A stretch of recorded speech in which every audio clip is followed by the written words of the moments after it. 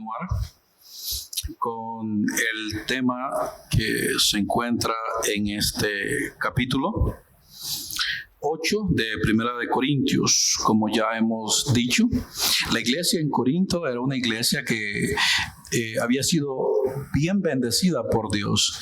Dios le había otorgado todos los dones espirituales. Mas, sin embargo, era una iglesia que era inmadura, una iglesia que por su manera de comportarse mostraba su inmadurez.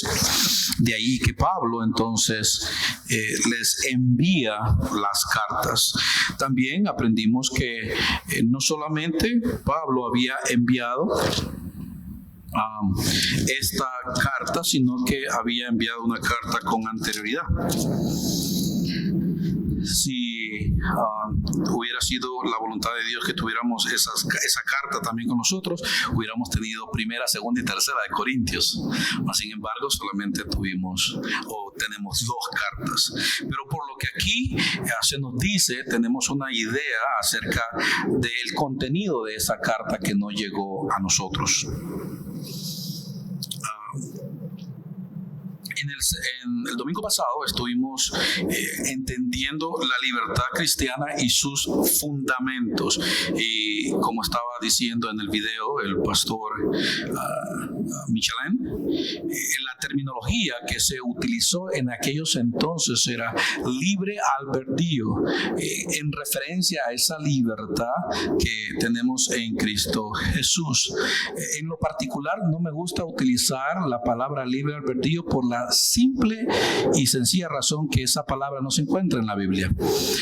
Ni Jesús ni ninguno de los discípulos utilizó tal expresión, y por lo tanto, si voy a ser un cristiano bíblico, voy a utilizar términos que se encuentran en la Escritura, y por lo tanto utilizo la terminología libertad, que es la que encontramos en toda la Biblia. Libertad cristiana.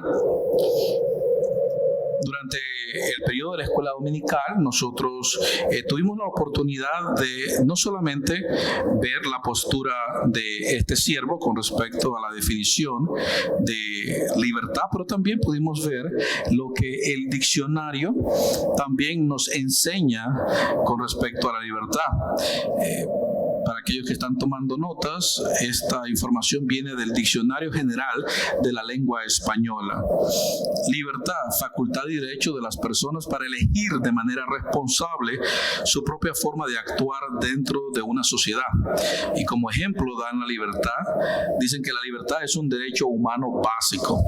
Y aparte de eso tiene también el diccionario libertad de culto, libertad de conciencia, libertad de pensamiento, libertad de opinión, libertad condicional y también la libertad provisional. En lo que a mí corresponde, dije que la libertad es cuando soy libre y puedo decidir por lo contrario a lo que decido. En pocas palabras, soy libre cuando tengo la habilidad para decidir una cosa u la otra. Sin embargo, en el sermón de la semana pasada, dije también que el hombre sin Cristo está limitado, imposibilitado para ejercer la libertad con respecto a escoger o no escoger a Dios. Con respecto a esto, siempre por su naturaleza va a no querer escoger a Dios. Y llegamos a esa conclusión de la importancia que implica ser un cristiano, haber sido regenerado, haber sido resucitado por el poder de la obra del Espíritu Santo. Ahora bien, después de haber entendido eso, ahora vamos a tocar el siguiente punto, ya entrando directamente en los primeros versos de este capítulo. El tema que nos concierne es la libertad cristiana y el conocimiento, la fe y el amor. esto va directamente para creyentes. Ahora Pablo va a hablarle directamente a la iglesia como creyentes. Esto ya no va directamente para inconversos, esto es para creyentes. Familia, aquí el texto dice literalmente: ahora, con respecto a la pregunta acerca de la comida que ha sido sacrificada a ídolos, es cierto, sabemos que todos tenemos conocimiento sobre ese tema. Sin embargo, mientras que el conocimiento nos hace sentir importantes, es el amor lo que fortalece a la iglesia. Familia, aquí vemos de nuevo que en la base de la edificación de la iglesia, el amor es sumamente importante, ya que es el amor el que hace posible lo imposible. Aquí Pablo, inspirado por Dios, enseña que el objetivo no es tener conocimiento acerca de los ídolos, rituales o cosas falsas, sino edificar la iglesia donde el conocimiento es una parte, pero lo fundamental es el amor.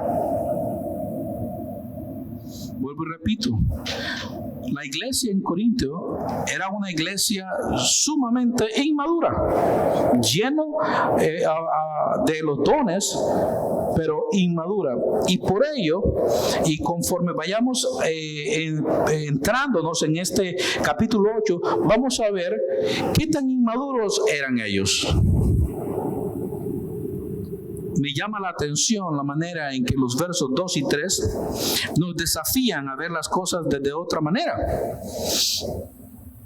Dicen: el que afirma que lo sabe todo, en realidad no es que sepa mucho, pero la persona que ama a Dios es a quien Dios reconoce.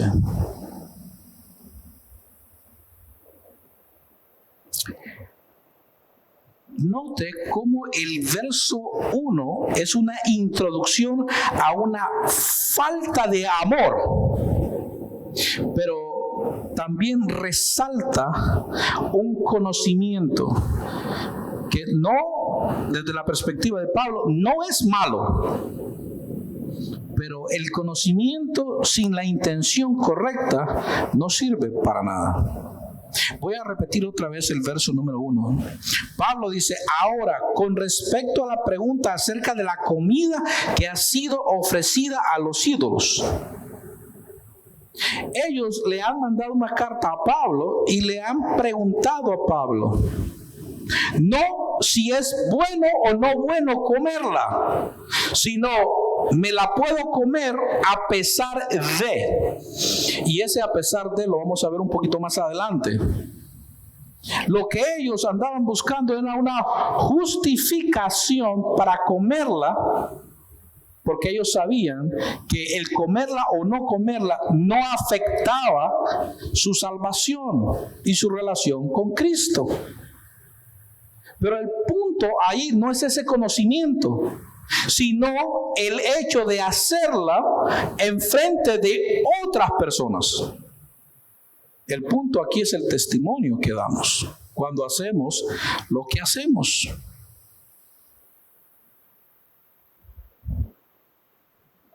Luego dice: es cierto, sabemos que todos tenemos conocimiento sobre este tema. Cuando Pablo dice que todos sabemos que tenemos conocimiento sobre este tema, implica, ustedes lo saben, yo lo sé, los que están conmigo lo saben y muchos otros lo saben. Somos conscientes de ese tema. No es algo que nosotros no estamos ignorantes.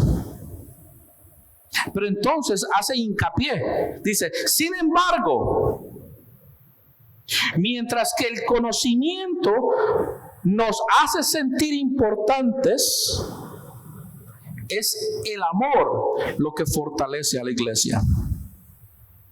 Ya con ese juego de palabras, Pablo les está diciendo: ustedes dentro de su grupo se están sintiendo muy importantes por el conocimiento que ustedes tienen. Y el problema está en que se sentían importantes delante de otros creyentes. Es como cuando nosotros, aquellos que estamos estudiando teología, y empezamos a descubrir cosas que no sabíamos antes. Y entonces llega un hermano nuevo que se convirtió la semana pasada, que todavía no comprende lo que es la oración, todavía no entiende ni siquiera lo que el bautismo es. Y entonces nosotros tratamos de sentirnos importantes delante del varón o de la hermana. Y empezamos a utilizar un lenguaje teológico como para que la hermana diga, wow, ¿cuánto sabe el hermano? ¿Cuánto sabe la hermana? El problema es que la hermana o el hermano se va a ir de la iglesia con la idea de que los hermanos de esa iglesia saben mucho, pero se va a ir vacía con respecto a lo que los hermanos estuvieron diciéndole, porque no comprendió absolutamente nada. Eso nos pasa también cuando a veces escuchamos a estos políticos que en sus conferencias utilizan un lenguaje que para muchos es desconocido. Y dicen, qué bonito habla, pero no entiendo nada. Pásenme por favor ahí el diccionario, como diría un hermano por ahí, pásenme por favor el mataburros, porque no entiendo nada. Lo interesante es que cuando nuestro Señor predicó, Él se hacía entender. Es más, utilizaba parábolas para hacerse entender. Y aún así muchos no lo comprendieron. Pero cuando le vinieron a preguntar qué es lo que quería decir, entonces Él les daba la explicación. Eso es lo que estaba pasando en esa iglesia.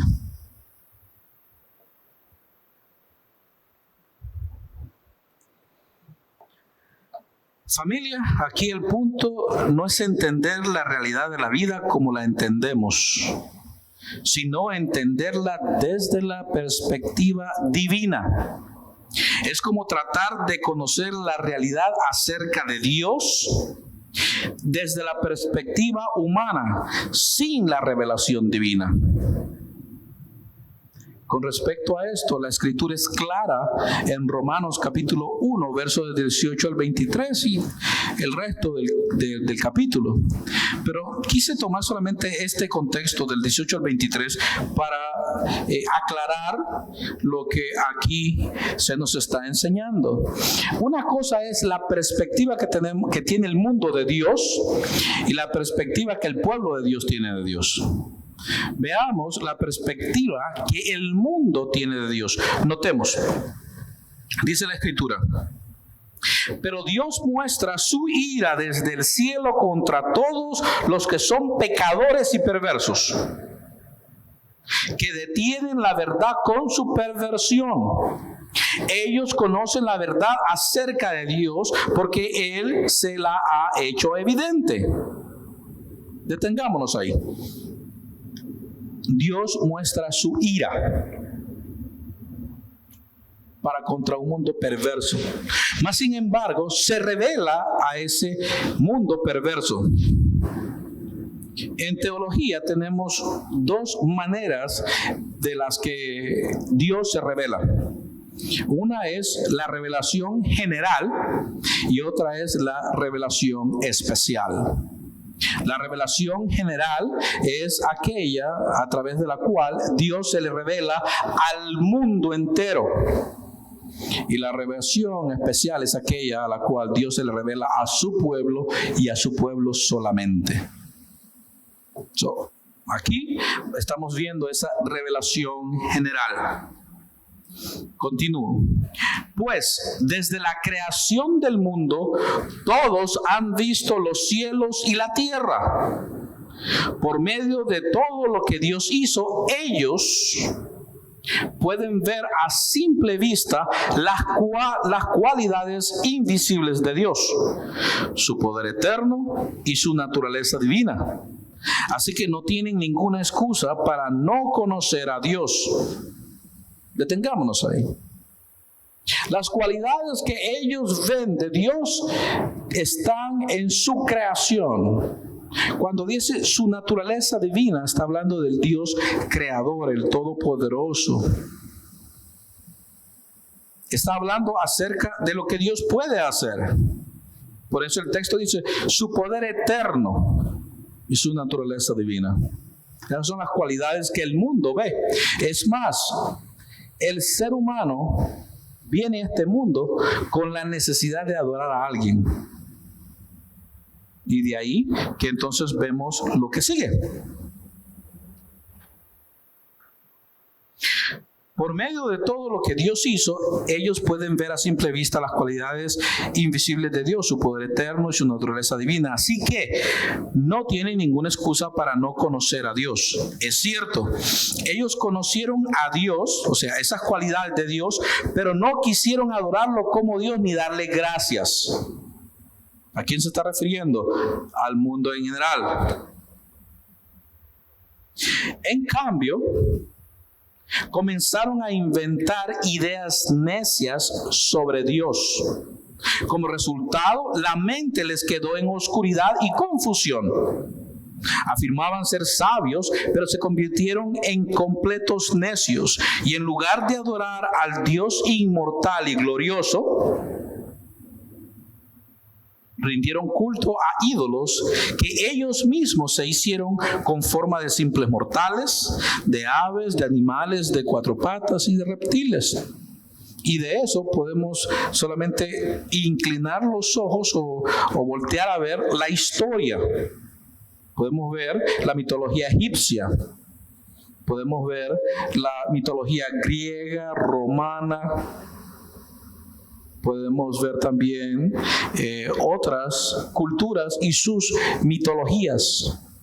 Siempre ellos inventando. ¿Por qué? Porque no quisieron y no quieren y no pueden darle la gloria a Dios. Familia, el verbo conocimiento de Dios no consiste en pensar y reflexionar acerca de Dios por largos años, sino en el hecho de que Él, o sea, Dios mismo, desee revelarse. ¿Qué quiero decir con esto? Que Dios decida ser benevolente con aquel que Él quiera ser benevolente. Y es interesante que cuando a eso se refiere, hay un texto de la Escritura, no se va a encontrar en el PowerPoint, pero que a muchos les duele esa parte de la Escritura.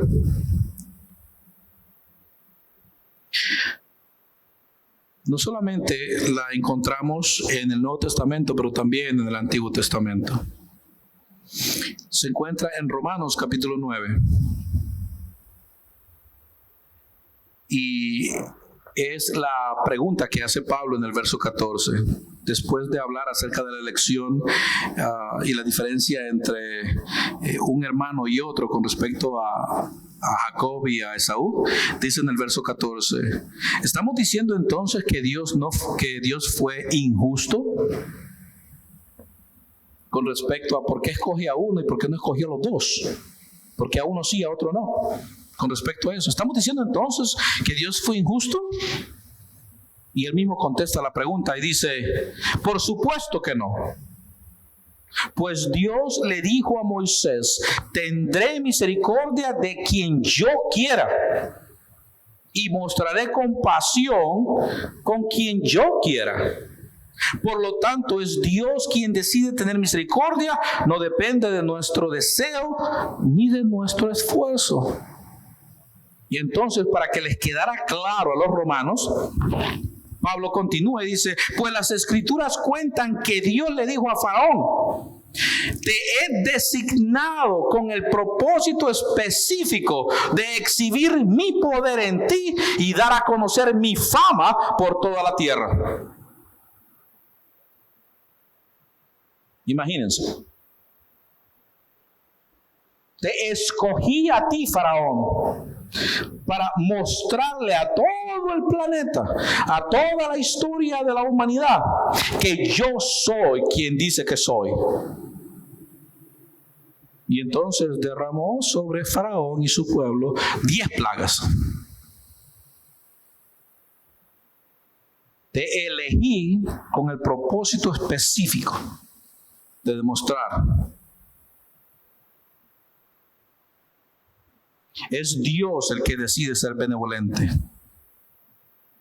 Es Dios el que decide revelarse. Y a nosotros decidió revelársenos a través de la persona de Cristo Jesús. Con respecto a la revelación de Dios a su pueblo, ha tenido muchas maneras de revelarse.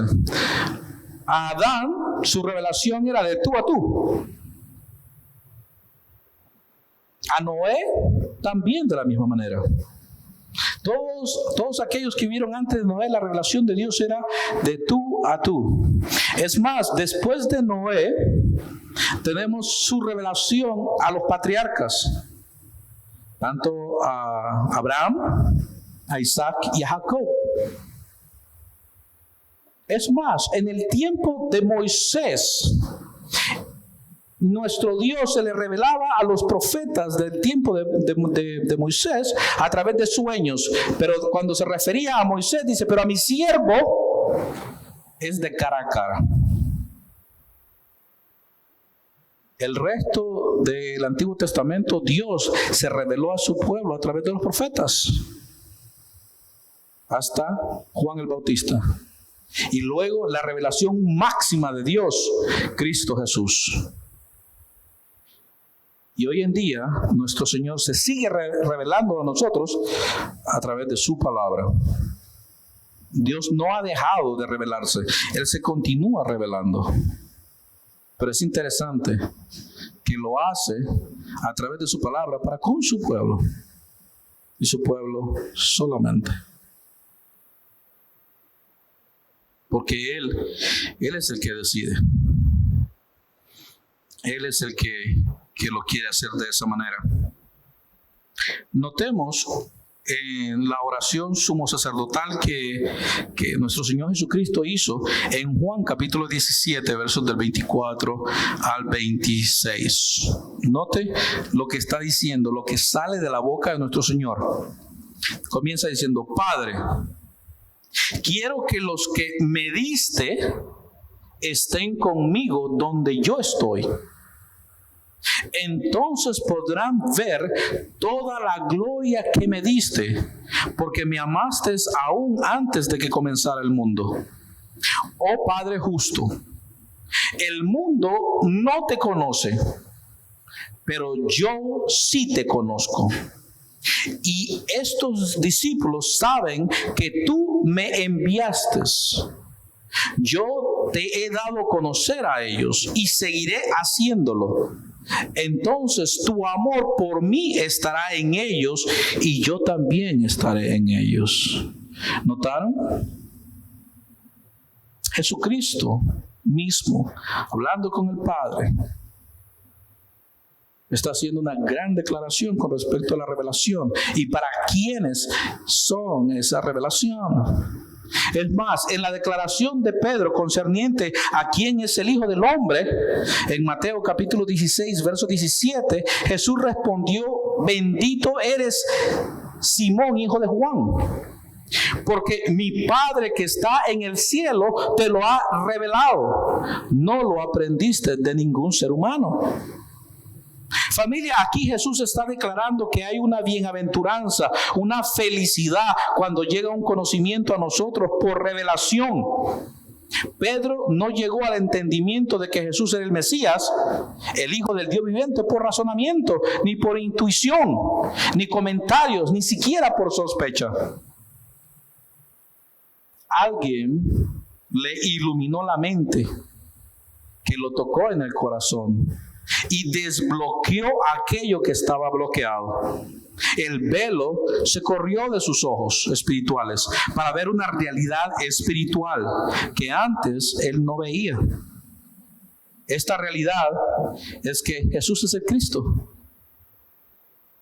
Y mi querida familia, eso produce una profunda felicidad en la vida de aquel que lo entiende. De ahí que Jesucristo le dice: bendito, bienaventurado, feliz seas porque comprendiste esta gran verdad espiritual. Y cada uno de nosotros que hemos comprendido esa verdad espiritual, también debemos de ser felices del entender que Jesucristo es nuestro Señor, es nuestro Salvador, es nuestro Redentor, es nuestro proveedor, es aquel que va a cumplir todo lo que Él dijo que haría por nosotros. Familia, al igual que Pedro, nosotros debemos de ser también felices. Y cualquiera que recibe una revelación de esta índole, recibe de parte de Dios mismo palabra de ánimo, de elogio y de felicidad por lo que se acaba de recibir. Ahora bien, muchos dirán: ¿y cómo se recibe esta revelación? Porque por ahí escuchamos: Dios me dijo. No, porque el Señor me dijo que tengo una palabra para usted. Viene esa gran pregunta: ¿cómo se recibe esta revelación? En el caso de Pedro, Jesús llevó a sus discípulos a una conversación cristocéntrica. Quedémonos en Mateo, pero esta vez vamos a retroceder a leer los versos del 13 al 15. La Escritura dice: cuando Jesús llegó a la región de Cesarea de Filipo, les preguntó a sus discípulos: ¿quién dice la gente que es el Hijo del Hombre? Bueno, contestaron, algunos dicen Juan el Bautista, otros dicen Elías y otros dicen Jeremías o algún otro profeta. Esa era la concepción del pueblo. Esa era la concepción general, la revelación general. Bueno, era un buen maestro, un buen rabino. Tiene que haber sido uno de los profetas encarnados. Como que si la encarnación existe. Y entonces viene la gran pregunta por parte de nuestro Señor para con sus discípulos: ¿y ustedes? ¿Quién dicen que soy? Ahora, muchas veces hay personas que dicen: bueno, es que fue Dios que le habló al oído. No. Recuerden que es Dios revelándose a través de ¿quién? De la persona de Cristo. Pedro había visto todo el ministerio que hasta en ese entonces Jesucristo había desarrollado. ¿Se acuerdan cuando Él viene y calma la tempestad? ¿Qué dijeron ese día en la barca los discípulos? Este tiene que ser un hijo de Dios. ¿Por qué? Porque nadie puede hacer las cosas que Él hace. En el tiempo de la alimentación de los 4 y los 5,000, especialmente de los 5,000, el mismo Pedro: Señor, la gente se está yendo porque les hablaste fuerte, les hablaste duro. ¿Qué le dijo Jesús? ¿Y ustedes, si quieren ir también? ¿Cuál es la declaración de Pedro? ¿A dónde iremos? Solo tú tienes palabra de vida. A través del ministerio de Cristo Jesús, Pedro está poniendo atención. Por las cosas que haces, tiene que ser el Mesías. No puede ser otra persona. Su dolor como judío era: si eres el Mesías, ¿por qué tanto hablas de que vas a morir? Porque la perspectiva del judío es: el Mesías viene a liberarnos, mas sin embargo Él viene a vivir aquí entre nosotros por un tiempo bastante largo. La idea de un Mesías sufriendo no encaja dentro de la manera de pensar de los judíos. Por eso es que Pedro le duele el hecho de que Jesucristo hable acerca de su éxodo, acerca de su muerte. Pero ya Dios ha tocado su corazón y le ha mostrado a través del ministerio de Jesucristo quién es Cristo Jesús. A mí me duele cuando escucho que personas dicen, no, es que Dios en ese momento le susurró al oído. Mis hermanos, por favor. Si Dios se revela a través de su palabra, y si Dios se reveló a través de Cristo Jesús, ¿cómo se reveló a través de Cristo Jesús? Si no es a través del propio ministerio evangelístico de Cristo Jesús aquí en la tierra.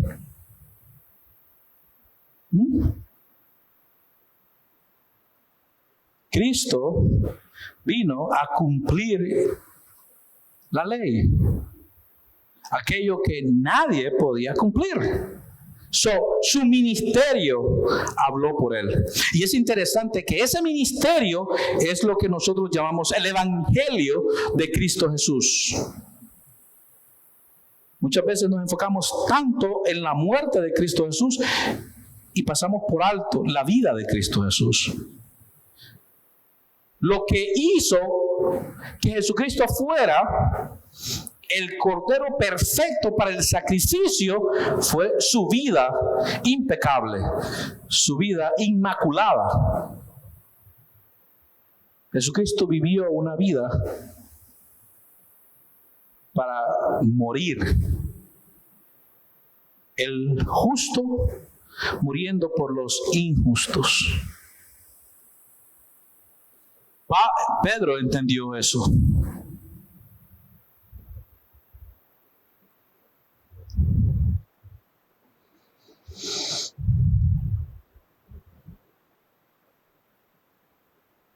Romanos capítulo 10, versos del 9 al 11. Cuando una persona tiene un entendimiento claro de quién es Cristo Jesús, entonces puede declarar lo que aquí Pablo dice que nosotros debemos de declarar. Dice la Escritura: si declaras abiertamente que Jesús es el Señor y crees en tu corazón que Dios lo levantó de los muertos, serás salvo. Pues es por creer en tu corazón que eres declarado justo a los ojos de Dios, y es por declarar abiertamente tu fe que eres salvo. Como nos dicen las Escrituras, todo el que confíe en Él jamás será avergonzado. Regresemos entonces a la primera parte. Son dos declaraciones. La primera declaración la hacemos nosotros. Si declaras abiertamente que Jesús es el Señor y crees en tu corazón que Dios lo levantó de los muertos. Volvemos entonces. Quiero por favor que abramos nuestras Biblias y estemos dentro del contexto, porque si no leemos el contexto a veces se nos pasa por alto la importancia de estos versos, que son muchas veces tergiversados, porque muchas personas dicen aquí lo que quiere decir es que cuando un pastor está predicando y hace un llamado al altar, tú tienes que pasar al altar, a pasar al frente, y al pasar al frente estás declarando abiertamente que Jesús es tu Señor. No, aquí no está hablando nada acerca de un llamado al altar. Por eso quiero que por favor veamos el contexto. Romanos capítulo 10 es el capítulo.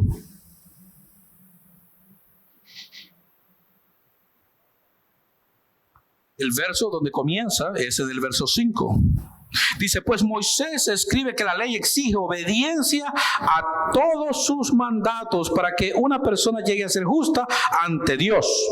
Esa es la tesis. Para que una persona pueda ser declarada justa delante de los ojos de Dios, tiene que haber obedecido toda la ley de Moisés. ¿Estamos claros? Ahí está la tesis. Ahora viene Pablo y empieza a explicarla. Dice: pero el modo de la fe para hacernos justos ante Dios, dice: no digas en tu corazón quién subirá al cielo para hacer bajar a Cristo a la tierra, ni tampoco digas quién descenderá al lugar de los muertos para volver a Cristo de nuevo a la vida. La fe no nos pone en controversia con lo que Cristo hizo, tanto en la cruz, su ascensión, su descensión a los infiernos, su ministerio en los infiernos, su resurrección de los muertos, su ascensión al cielo y su próxima venida. La fe no contradice estas cosas. En realidad dice, y ese mensaje es el mismo mensaje que nosotros predicamos acerca de la fe. Si confiesas con tu boca que Jesús es el Señor y crees en tu corazón que Dios lo levantó de los muertos, serás salvo. Si tú entendiste, comprendiste, lo sentiste, te arrepentiste, entonces es una manifestación de que eres salvo.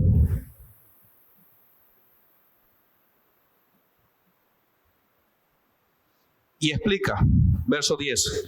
Pues es por creer en tu corazón que eres declarado justo a los ojos de Dios. Y es por confesarlo con tu boca que eres salvo. Antes de hablar acerca de Jesús, yo tengo que haber entendido y creído.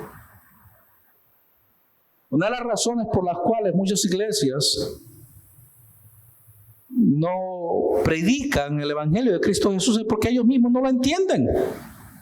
Tú no puedes explicar algo que tú no entiendes. Aquellos que están en las clases de teología, la razón por la cual nos podemos sentar y dialogar acerca de un tema en común, teológicamente hablando, es porque la mayoría que están estudiando ya comprendieron ese tema. Si no hubieran comprendido ese tema, no pudieran participar de ese diálogo.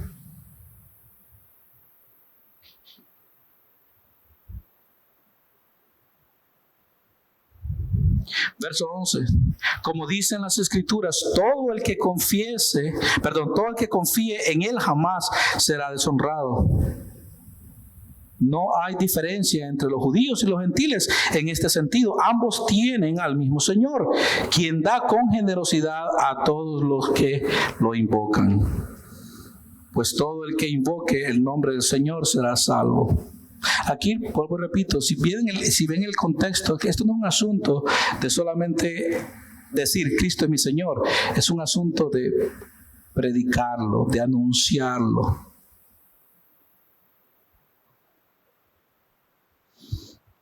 Verso 14. Pero ¿cómo pueden ellos invocarlo para que los salve si no creen en Él? ¿Y cómo pueden creer en Él si nunca han oído de Él? ¿Y cómo pueden oír de Él a menos que alguien se lo diga? ¿Y cómo irá alguien a contarles sin ser enviado? Por eso las Escrituras dicen que hermosos son los pies de los mensajeros que traen buenas noticias. Cuando vemos el contexto y la serie de preguntas que Pablo está haciendo ahí, es para reafirmar aquello que ocurrió en los verdaderos cristianos. Un verdadero cristiano tiene que hacerse la pregunta: ¿entiendo yo quién es Jesús? Porque esa es la pregunta que le hizo Jesucristo a sus discípulos. Ok, ya me dijeron ustedes lo que el mundo en general piensa de mí, pero ustedes, ¿quién dicen ustedes que soy yo?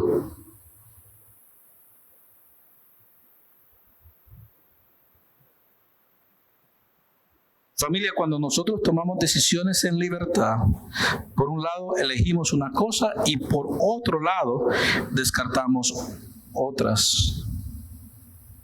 Y la mayor parte lo hacemos por mecanismos tan complicados que muchas veces no están del todo descubiertos a nosotros.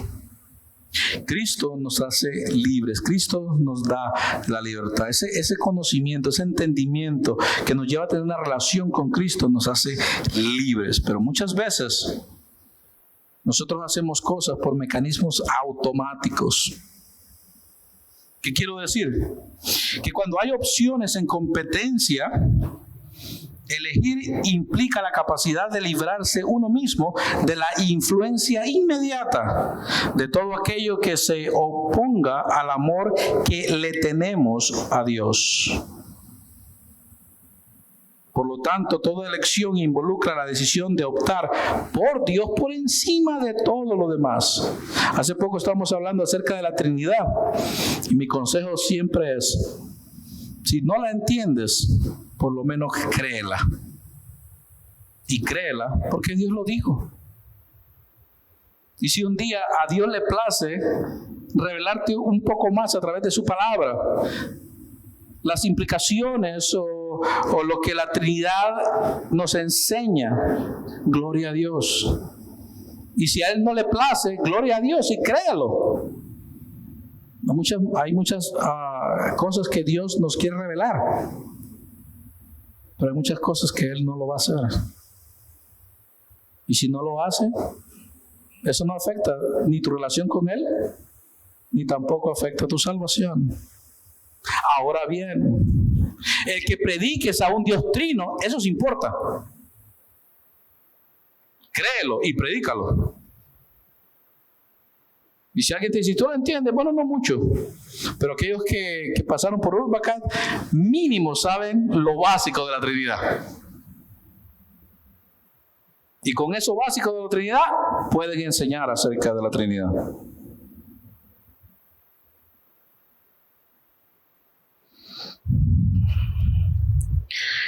Por otro lado, no todas nuestras acciones, inclusive aquellas que están bajo nuestra voluntad, están predecidas de un acto de elección pensante. ¿Qué quiero decir? La mayor parte del tiempo nos movemos por impulso, por hábito, por la fuerza dominante de alguna personalidad imperiosa o el impacto de alguna situación apremiante.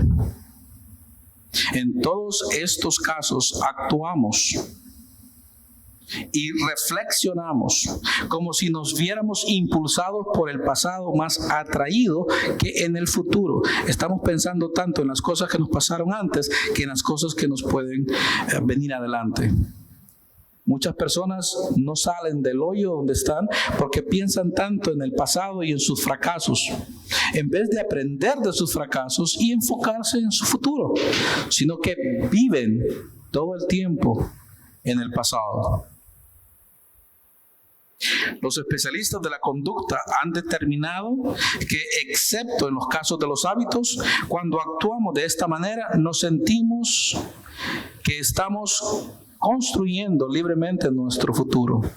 Nos encerramos en el pasado. Y desgraciadamente para las personas que viven del pasado, la vida simplemente pasa.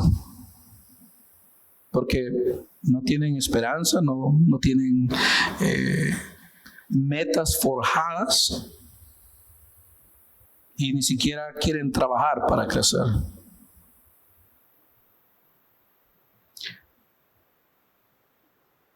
Mi querida familia, cuando nosotros elegimos, tratamos de prever el futuro y en particular, ¿cómo nos afectaría cada acto completado? Y con esto voy a terminar. Entre mis notas escribí 6 puntos que deberíamos de tomar en consideración con respecto a la libertad que Cristo nos ha dado, las decisiones que nosotros debemos de tomar, entendiendo, o sea, conociendo y por fe. La primera, primeramente está el recuerdo de experiencias pasadas en situaciones similares. Esto nos lleva el creer en la uniformidad de causas y efectos. De acuerdo a nuestras experiencias pasadas, uno dice, bueno, si yo hago esto, va a suceder esto. Voy a utilizar como ejemplo a aquellos que nos gusta el ice cream o el helado. Causa y efecto. Si me lo como, engordo. Causa y efecto. ¿Por qué? Por experiencias pasadas. Bueno, hace unos 10 años me dediqué a comer helado y aumenté bastante. Causa y efecto. Por mi experiencia pasada y por la experiencia de otros, yo sé que si como helado me voy a engordar. Segundo, está la tendencia a procurar los placeres y evitar los dolores. Esto nos lleva a darle importancia al cumplimiento de nuestra propia naturaleza, la cual, según nosotros, nos producirá la felicidad tan deseada. Vuelvo a utilizar el mismo ejemplo. El helado. Bueno, quiero disfrutar el placer y evitar el dolor. Así que voy a comer, pero no mucho. Porque si engordo, entonces voy a tener que hacer ejercicio y yo no quiero hacer ejercicio. Quiero evitar el dolor. Voy a comer. El tercero. Está el debate entre el placer y el deber. Esto nos lleva a la lucha interna entre la satisfacción de los apetitos y las máximas exigencias de la conciencia. Bueno, vuelvo otra vez al ejemplo del helado. Wow, ahora sí me la pusieron diferente. Me la pusieron difícil. El placer, ¿como o el deber? No debo de comer. ¿Qué hago? Muchos se pasan días que no saben qué decidir y están en ese debate.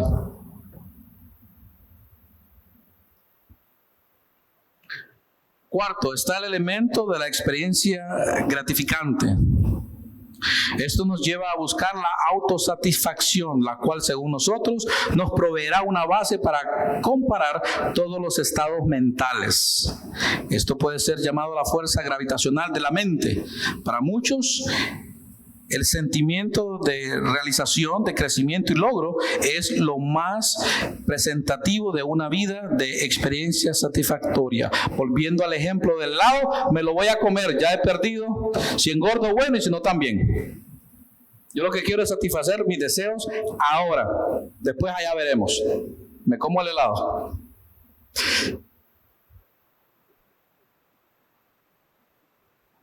Quinto, está el diseño innato de motivos altruistas.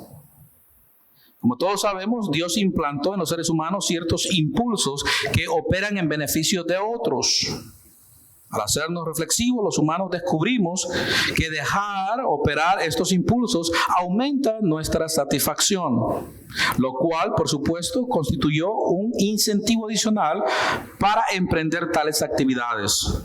Este sentir satisface más al ser altruista que el ser egoísta. Volviendo otra vez al ejemplo del helado. Bueno, si engordo y entonces me enfermo, ¿qué pasa con el amor que le tengo a mi familia? A todos aquellos seres queridos. Bueno, por amor a ellos creo que mejor no lo voy a hacer. Y si lo hago, tengo que limitarme porque no me gustaría engordar. Por el amor, por ese sentir altruista, entonces voy a evitarlo, voy a controlarme.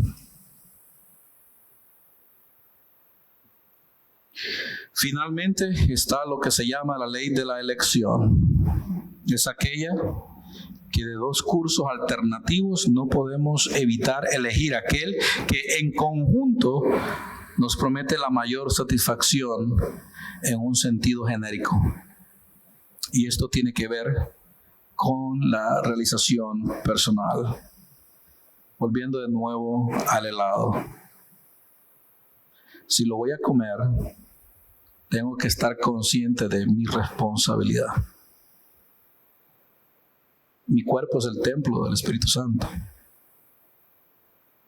Y yo tengo que cuidarlo. tengo que cuidarlo.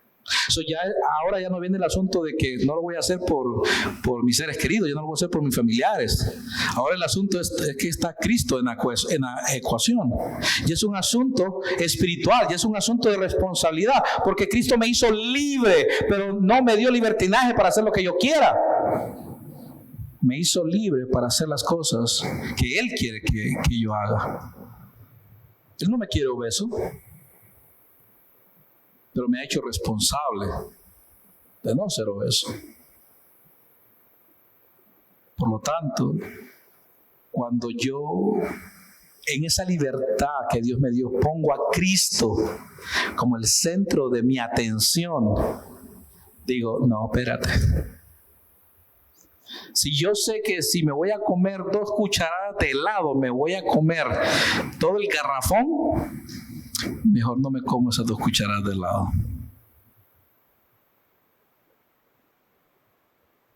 Hasta que Dios me dé dominio propio. Y por amor a Él, espero en el Señor lograrlo.